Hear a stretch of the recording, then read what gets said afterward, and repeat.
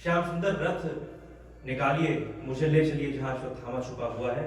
और तब श्याम सुंदर श्री कृष्ण ने रथ का संधान किया। अर्जुन बैठे रथ पे और रणभूमि में लेकर के गए। श्री कृष्ण ने उस रथ को वृक्ष की ओट में छिपा हुआ अश्वत्थामा दूर से देखा श्री कृष्ण को आते हुए तो भागा। कृष्ण शरण्य है, शरणागत है, लेकिन काल भी तो है। उसको तो आते हुए साक्षात काल दिखाई पड़ा। जाकी रही भावना जैसी, प्रभु मूरत देखी दिल कैसी। ये हमारे अपने ऊपर निर्भर करता है कि हम श्री भगवान को किस रूप में देखते हैं। भागता रहा अश्वत्थामा, बहुत भागा। जहां भी जाता वहां श्री कृष्ण का रथ प्रकट हो जाता। अपने प्राणों की रक्षा के लिए भागता रहा। अश्वत्थामा को चाहिए था कि श्री कृष्ण से दूर भागने की अपेक्षा श्री कृष्ण के पास आकर के श्री कृष्ण के समक्ष समर्पण कर देता।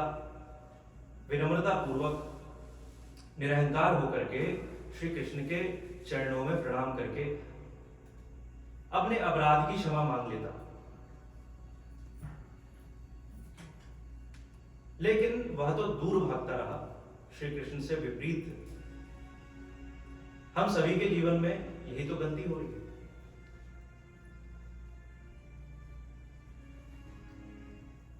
जहां जिसे हमें छोड़ करके दूर भाग जाना चाहिए, हम उसको ही पकड़ करके रखते हैं।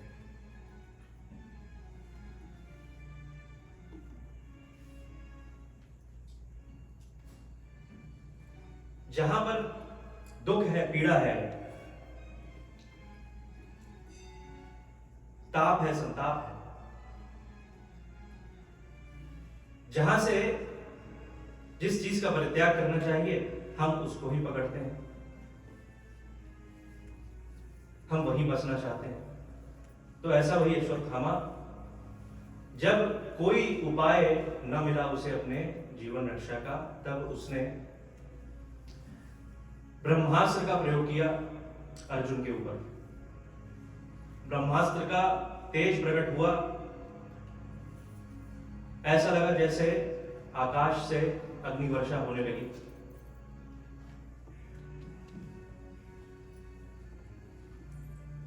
अर्जुन ने देखा ब्रह्मास्त्र उसकी ओर आते हुए। अर्जुन गया श्री कृष्ण के शरण में। कृष्ण कृष्ण महाबाहो भक्तानां भयंकर, त्वमेको दह्यमानानां पवर्गोऽसि संसृते। किमिदं स्वित्कुतो वेति देव देव न वेद्म्यहम्। सवर्तो मुखमायाति तेज परम दारुणम्। हे कृष्ण, हे महाबाहो, रक्षा करो प्रभु, रक्षा करो। श्याम सुंदर श्री कृष्ण ने देखा कि अश्वत्थामा ने ब्रह्मास्त्र का प्रयोग किया है। अश्वत्थामा के पास जो ब्रह्मास्त्र की विद्या है वह अपूर्ण है, अधूरी है, क्योंकि उसके पिता गुरु द्रोणाचार्य ने अश्वत्थामा को ब्रह्मास्त्र के प्रयोग की विधि तो बताई है, लेकिन उसके प्रतिकार की कोई विधि नहीं बताई। ब्रह्मास्त्र चलाने की विधि बताई है, लेकिन ब्रह्मास्त्र लौटाने की विधि नहीं बताई। लेकिन गुरुदेव द्रोणाचार्य की ऐसी कृपा अर्जुन के जीवन में है कि अर्जुन के पास ब्रह्मास्त्र के प्रयोग की विधि भी है और ब्रह्मास्त्र के उपसंहार की विधि भी है। तब श्री कृष्ण ने कहा अर्जुन को, अर्जुन तुम भी ब्रह्मास्त्र का ही प्रयोग करो और गुरुदेव के उस ज्ञान के माध्यम से तो दोनों ही ब्रह्मास्त्र का प्रतिकार करो। और तब अर्जुन ने ब्रह्मास्त्र के उत्तर में ब्रह्मास्त्र का प्रयोग किया, दोनों ही ब्रह्मास्त्र को लौटा लिया अर्जुन ने। अंतिम जो मार्ग था, अंतिम जो उपाय था अश्वत्थामा के पास अपने जीवन की रक्षा का, वह भी जब व्यर्थ हो गया, तब अश्वत्थामा को अर्जुन ने पकड़ लिया, रस्सी में बांधकर रथ के साथ जोड़ करके खींचते हुए लेकर के आए पांडव शिविर की ओर, जैसे किसी पशु को बांध करके लाया जाता है।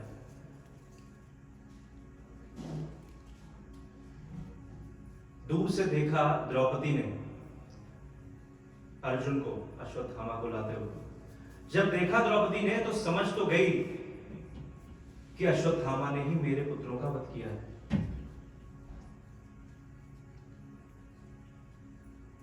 अश्वत्थामा आए,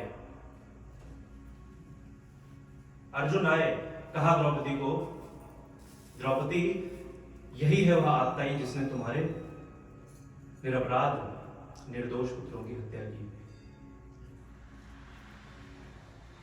द्रौपदी ने धिक्कारा अर्जुन को,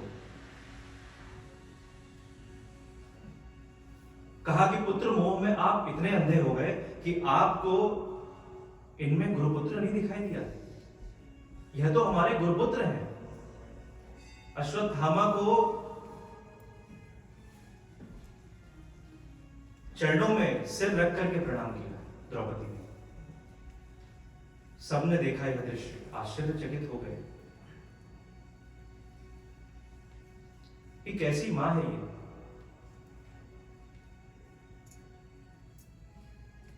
जिस व्यक्ति ने इसके 5 युवा पुत्रों की हत्या कर दी, उसके चरणों में मस्तक रख करके प्रणाम कर रही है। अर्जुन को कहा द्रौपदी ने, वैसे तो ब्राह्मण मात्र भी पूज्य होता है, और यह तो फिर भी हमारे गुरु के पुत्र ही हैं। गुरुदेव द्रोणाचार्य की कितनी कृपा है आपके जीवन में, जिनके कारण आपको गांडीव पकड़ना आया, जिनके कारण आप परम पराक्रमी महारथी कहलाए जाते हैं। आज वही गुरु द्रोणाचार्य अपने पुत्र के रूप में प्रकट होकर के हम सबकी परीक्षा ले रहे हैं, हमारे धैर्य की परीक्षा ले रहे हैं। हम सभी आज उस परीक्षा में असफल हो गए। पिता की आत्मा ही पुत्र में होती है। आज गुरु द्रोणाचार्य ही अश्वत्थामा के रूप में हम सभी के सामने यहां आए हैं, और आपका उनके साथ ऐसा व्यवहार। मेरे 5 पुत्र मर गए, लेकिन तब भी मैं निराधार तो नहीं हुई। मेरे पास 5 पतियों का आधार तो है, लेकिन हमारी गुरु माता गौतमी, उनके जीवन में तो मात्र एक अश्वत्थामा का ही आधार है। हम इन्हें मार करके क्या अपनी गुरु मां को पीड़ा, उनको दुख नहीं देंगे?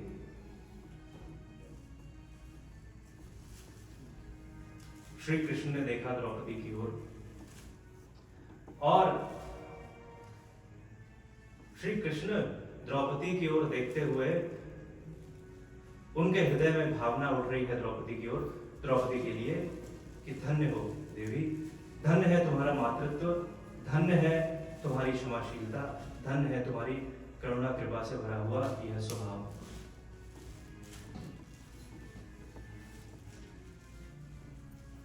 विपरीत और विषम परिस्थिति में जो अविचलित बना रहे, सहिष्णु संतुलित बना रहे, वह इस लोक में तो सुयश प्राप्त करता ही है, उसका परलोक भी समझ जाता है।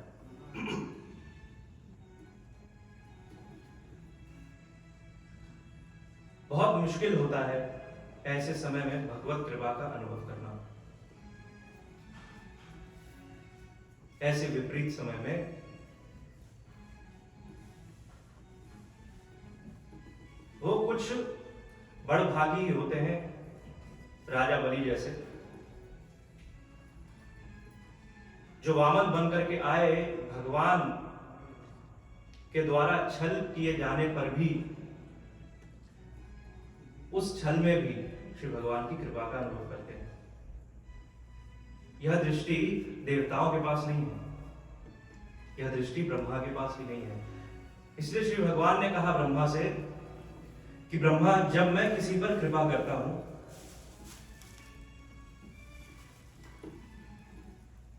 तो पहले उसकी अनुकूलताएं मैं छीन लेता हूं, उसके आसक्ति के केंद्र को मैं तोड़ देता हूं। यह शिव भगवान की कठोर कृपा है।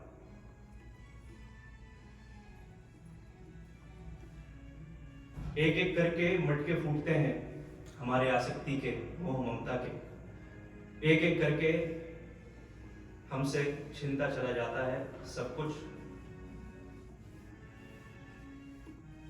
हमारे सगे संबंधी, हमारे नाते रिश्तेदार, धन, ऐश्वर्य, पद, सब कुछ एक एक करके शिव भगवान ले लेते हैं। ऐसे में बहुत मुश्किल होता है शिव भगवान की कृपा का अनुभव करना। ऐसे में जो शिव भगवान की कृपा का अनुभव करता है वही शिव भगवान के धाम को जाने का पात्र होता है। उसके ही जीवन में भगवत साक्षात्कार होता है। ये शिव भगवान की परीक्षा है। आज द्रौपदी ने ऐसे उदारता का परिचय दिया। अश्वत्थामा, जिसने उसके 5 पुत्रों की हत्या की, द्रौपदी ने कहा अर्जुन से, उवाच चास हन्तस्य बंधनानयनम सती मुंचता मुंचता मेष ब्राह्मणों निद्रांगो। 2 बार कहा मुंचता मुंचता मेष। दूसरी बार कह दिया, इसका मतलब ये कमांड है, ये मेरा फाइनल डिसीजन है, छोड़ो इन्हें, मुक्त करो। अर्जुन तो प्रतिज्ञाबद्ध है। अर्जुन ने प्रतिज्ञा ली है कि जिस आतताई ने उनके 5 पुत्रों का वध किया उसका शिरच्छेदन करेंगे, उसका मस्तक काट करके द्रौपदी को, उसको अंत्येष्टि क्रिया के बाद जो स्नान करना है वह उसके मस्तक पर पैर रख करके करना है। ऐसी प्रतिज्ञा है अर्जुन की। युधिष्ठिर प्रसन्न हुए द्रौपदी के इस भाव से, लेकिन भीम अभी भी विचलित है। भीम का मानना है कि आतताई का वध कर देना ही परम धर्म है। श्री कृष्ण ने याद दिलाया अर्जुन को उनकी प्रतिज्ञा। कहा, अर्जुन तुमने प्रतिज्ञा ली है ना, तो प्रतिज्ञा पूरी करो। अर्जुन जब मारने को हुए अश्वत्थामा को, तो श्री कृष्ण ने रोका। कहा, अर्जुन इतनी जल्दी भूल गए गीता का ज्ञान? मैंने तुम्हें बताया था कि ब्राह्मण अवध्य होता है, उसका वध नहीं किया जा सकता। अर्जुन रुक गए। श्री कृष्ण ने कहा, अर्जुन लेकिन मैंने तुम्हें यह भी कहा था कि आतताई का वध कर देना ही धर्म है। जब पुनः अर्जुन मारने को हुए तब फिर से श्री कृष्ण ने रोका। अर्जुन ने कहा, कृष्ण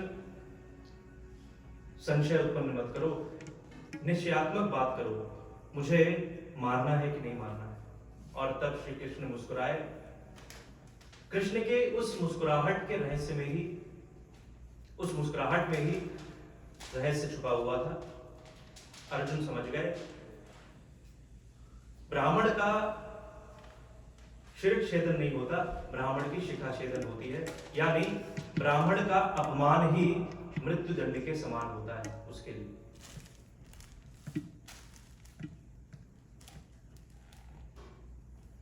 और तब अर्जुन ने अश्वत्थामा की शिखा छेदन कर दी, उसकी शिखा को काटा, उसके माथे पर लगी हुई जो मणि थी उसको अपने तलवार की धार से निकाल लिया।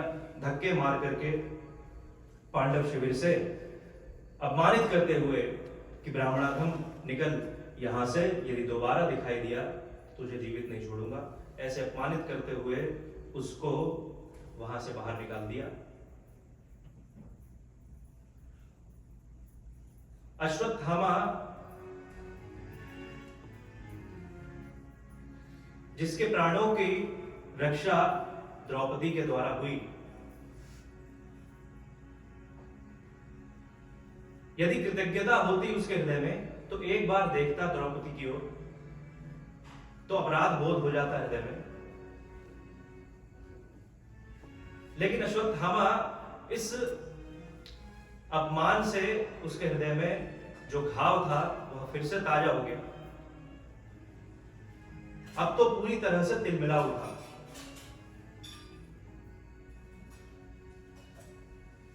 और तब उसने संकल्प लिया कि इन पांडवों के जीवन में इनके वंश का जो अंतिम दीप है, अंतिम जो शिशु है, अभिमन्यु का पुत्र जो उत्तरा के गर्भ में पल रहा है, मैं उसको भी मार करके इनके वंश को ही समाप्त कर दूंगा।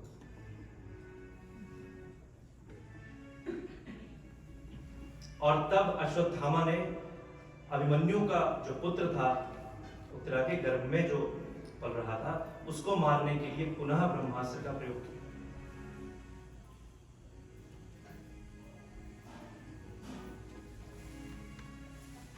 एक छोटा सा वह अबोध गर्भस्थ वह शिशु जिसके सांसें अभी उसकी मां के साथ जुड़ी हुई हैं, जिसकी धड़कनें उसकी मां से जुड़ी हुई हैं, जिसका अपना कोई निजी अस्तित्व नहीं है, ऐसे उस शिशु को मारने के लिए अश्वत्थामा के द्वारा ब्रह्मास्त्र का प्रयोग हुआ। जैसे कोई अधखिली अविकसित सी कोई कली हो, उसके ऊपर कोई जलते हुए अंगारे रखते,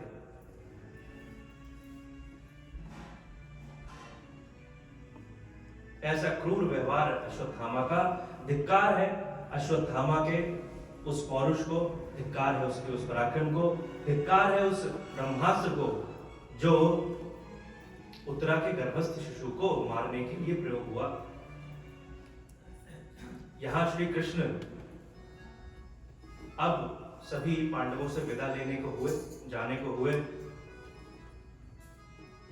श्री कृष्ण द्वारका प्रस्थान करना चाह रहे हैं और तभी अंदर से उत्तरा चीत्कार करती हुई, बिलखती हुई, रक्षा करो श्याम सुंदर श्री कृष्ण, रक्षा करो श्याम सुंदर, रक्षा करो, रक्षा करो। कोई लौह शल्य, कोई धड़कती हुई कोई ज्वाला मेरे इस गर्भस्थ शिशु को जला करके मार देना चाहती है। मुझे अपने प्राणों की कोई चिंता नहीं है, लेकिन इन पांडवों के वंश का अंतिम प्रदीप भी कहीं ना बुझ जाए। हे प्रभु रक्षा करो, हे प्रभु रक्षा करो। ऐसे करुण क्रंदन करती हुई उत्तरा आई और श्री कृष्ण के समक्ष ही मूर्छित होकर के गिर गई। सबने देखा यह दृश्य। श्री कृष्ण जान गए कि पुनः अश्वत्थामा ने ब्रह्मास्त्र का प्रयोग किया है उत्तरा के गर्भस्थ शिशु को मारने के लिए। तब सूक्ष्म रूप से श्री कृष्ण उत्तरा के गर्भ में प्रवेश करते हैं।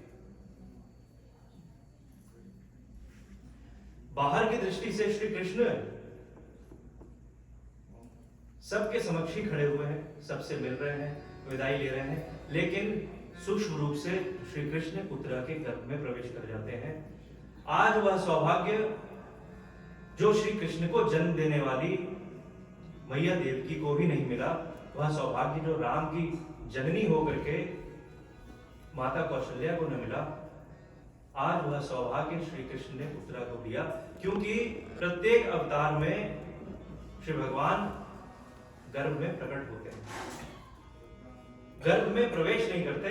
आज उत्तरा के जीवन का वह सौभाग्य, श्री कृष्ण उत्तरा के गर्भ में प्रवेश करते हैं। ब्रह्मास्त्र जो उत्तरा के गर्भ को जला देना चाहता है, उसने देखा श्री कृष्ण को, देखा तो घबरा गया, प्रणाम किया, कहा प्रभु आप यहां कैसे? श्री कृष्ण ने कहा ब्रह्मास्त्र से, तुम कैसे आए यहां, तुम बताओ। ब्रह्मास्त्र ने कहा, प्रभु मेरा विधिवत प्रयोग हुआ है अश्वत्थामा के द्वारा इस शिशु को जला करके नष्ट कर देने के लिए, और आपकी ही बनाई हुई व्यवस्था है कि ब्रह्मास्त्र अमोघ होता है, उसका प्रयोग कभी निष्फल नहीं जाता। श्री कृष्ण ने कहा, ब्रह्मास्त्र मुझे ज्ञात है, मुझे पता है कि तुम्हारा प्रयोग कभी निष्फल नहीं होता, लेकिन तुम्हें भी यह पता होगा कि मैं भी अमोघ हूं, मेरा आना भी कभी निष्फल नहीं होता। आज दो अमोघ परस्पर एक दूसरे के सामने। तो ब्रह्मास्त्र ने कहा, प्रभु फिर क्या आज्ञा है? श्री कृष्ण ने कहा, तुम वह करो जो तुम करने आए हो, और मैं वह करूंगा जो मुझे करना है। और तब ब्रह्मास्त्र ने उत्तरा के उस गर्भस्थ शिशु को जला करके तो नष्ट कर दिया। श्री कृष्ण की ही कृपा उत्तरा के गर्भस्थ शिशु के रूप में साकार हो गई। अब जो उत्तरा के गर्भ में पल रहा है वह पांडव वंश का वह शिशु नहीं है, अब तो श्री कृष्ण ही साक्षात शिशु के रूप में उत्तरा के गर्भ में प्रविष्ट हुए विद्यमान हो।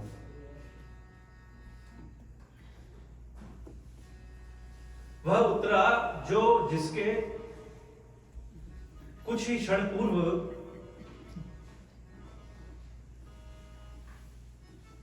जो तड़प रही थी पीड़ा से, जिसके जीवन में वेदना थी, संताप थे, एक दिव्य तेज प्रकट हो गया उत्तरा के मुखमंडल में। अब तो उत्तरा से नजरें मिलाना ही संभव नहीं है।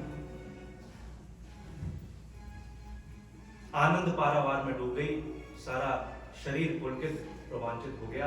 एक दिव्य तेज प्रकट हुआ उत्तरा के मुखमंडल। सबने देखा यह दृश्य, मैया कुंती ने भी देखा।